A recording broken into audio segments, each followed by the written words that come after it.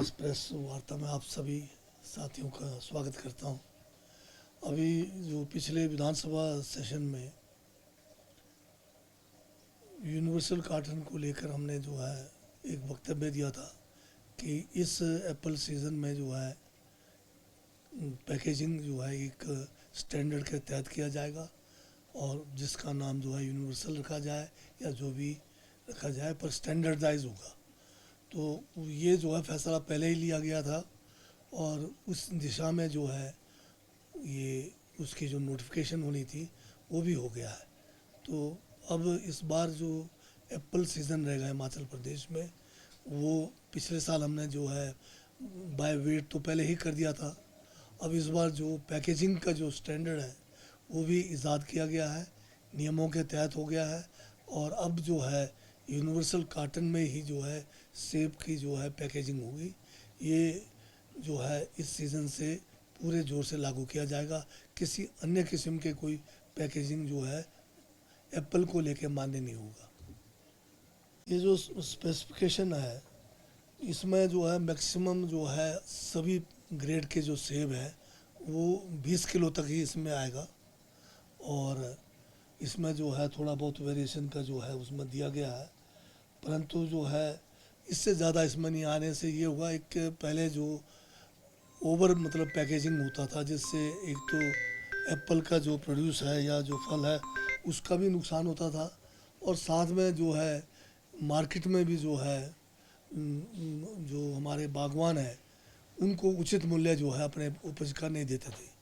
तो स्टैंडर्डाइज होने से बागवानों को जो है सभी को जो है एक स्टैंडर्ड पैकेजिंग के कारण जो है रेट्स में जो है एक बराबरी भी मिलेगा और उचित मूल्य भी इनको प्राप्त होगा। साल ही इनको भी बताया था, मीटिंग्स की थी हमने और हॉर्टिकल्चर डिपार्टमेंट ने एग्रीकल्चर डिपार्टमेंट ने जो है समय समय पे बैठकें करके इनको अवगत कराया था कि आने वाला जो सीज़न है उसमें यूनिवर्सल कार्टन ही जो है पैकेजिंग का ज़रिया रहेगा। तो इसलिए जो है पिछले सीज़न से ही हमने बता दिया था कि पिछले बार इसलिए हम उसको नहीं कर पाए क्योंकि उससे पहले सीज़न के हमें तैयारी नहीं थी और लोगों के पास पुराना जो है टेलीस्कोपिक जो कार्टन्स है उसकी वो भी पड़ा हुआ था। तो इस बार तो जो पिछले सीज़न में हमने बता दिया कि अब जो आने वाला सीज़न होगा उसमें आप जो है यूनिवर्सल की तैयारी करें और हमने समय रहते हुए विधानसभा सेशन के दौरान भी अवगत कराया कि हम जो है इसको यूनिवर्सल कर रहे हैं, तो अब दिक्कत नहीं होनी चाहिए। अभी इसमें जो है प्राइवेट फर्म्स हैं जो इसमें मैन्युफैक्चरिंग में है उनके साथ पहले ही बातचीत हो गई है, तो ये लोग तो पहले से ही कर रहे हैं। अब जब जैसे बम्पर क्रॉप होता है तब भी अब इतनी कैपेसिटी इन कंपनीज़ की है कि कहीं शॉर्टेज ना है। हाँ, कई बार कुछ साल पहले कार्टन्स या ट्रेस की शॉर्टेजें पड़ी थी, उसके कई कारण थे उस समय। एक जो है बरसात भारी होने से या अन्य कारणों से नहीं हुई। तो अब मैं समझता हूँ कि अब ऐसी कोई समस्या नहीं आनी चाहिए और आएगी भी तो हम उसके लिए जो है तैयारी रखेंगे अपनी तरफ से कि कैसे उसको जो है निपटा जाए।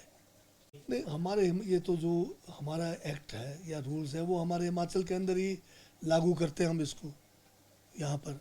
और बाहर मंडियों में जब हमारा यहाँ से एक स्टैंडर्डाइज जाएगा वो तो एक्सेप्टेंस का मतलब ही नहीं है, उनको तो वो वेट जो आएगा वही लेना पड़ेगा।